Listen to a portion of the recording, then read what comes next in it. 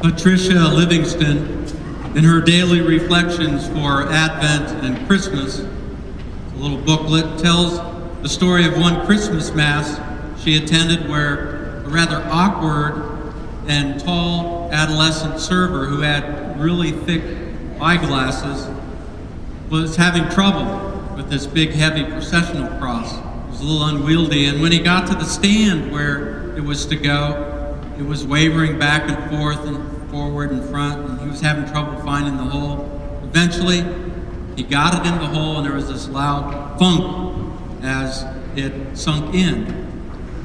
And then the server's worried face grew a big smile on it. He had accomplished his mission.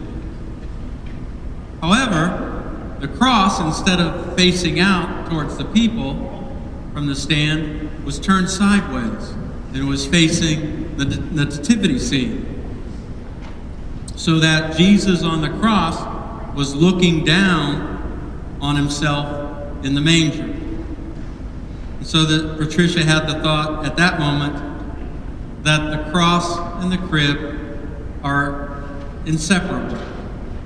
They are connected. I think her observation is right on track and is confirmed by the opening prayer of this Mass.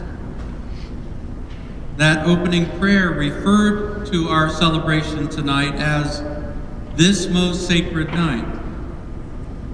Now, if we jump forward, fast forward to Holy Week, on Holy Thursday, that opening prayer, which we celebrate Jesus giving us the sacrament of the Eucharist the night before he dies on the cross, that opening prayer says, this most sacred supper,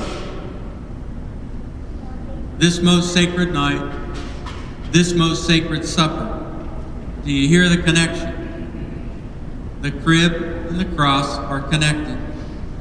The birth of Christ in a manger is connected to the birth of Christ on the altar of the Eucharist. We hear the connection in the prayers of the Church. We see the connection in the sacred art of the Church. Can you see the connection?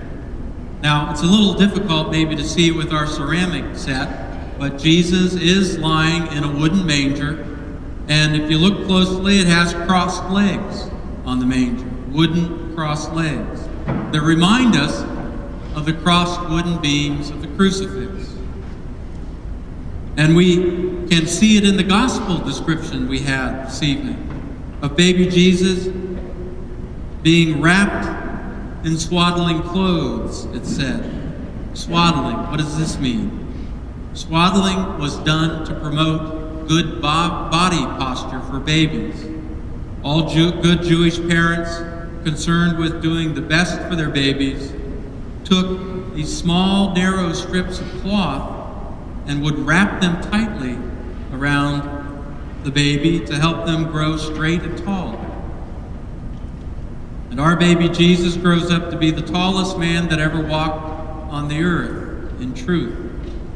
However, his posture ends in contorted agony on the cross. Some of the depictions of the swaddling baby Jesus remind us of how the adult Jesus would have been wrapped tight with these strips of cloth for his burial. Now again, our baby Jesus is not swaddled, but look around for some of this art. You'll probably find it on the internet. Now, consider the manger itself. What is it? It's a feeding trough for animals. Consider its location in the city of Bethlehem, we hear. Bethlehem itself means house of bread. It was the city outside Jerusalem, near Jerusalem, where its poor inhabitants baked the bread for the rich people of Jerusalem.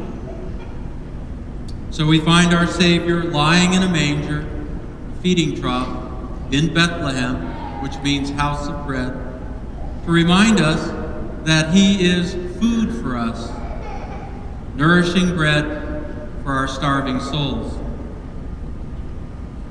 Notice, too, the posture of baby Jesus lying in the manger, with hands and arms outstretched, reaching out for us as if to hug us, inviting us into his life and into his family with Joseph and Mary. This open posture is the same posture that he assumes on the cross, hands outstretched, giving his life for his family. The crib and the cross are connected. The manger points us to the altar of the Eucharist, where Jesus offers his body and blood to us for our nourishment, our strength, and our salvation. How can we not be moved by these Christmas mysteries? Pope St. Leo the Great wrote many centuries ago that the act of reverencing the birth of our Savior celebrates our own rebirth.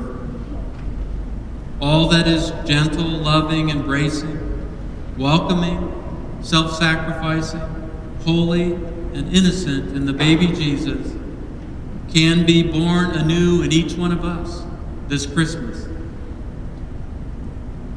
May our humble worship of the Son of God, born in a manger, show how much we want Jesus to be reborn in us, so that we can joyfully share his innocence, his welcome, his goodness, his mercy, and his peace with our families, with our friends, and with all whom we encounter this Christmas season.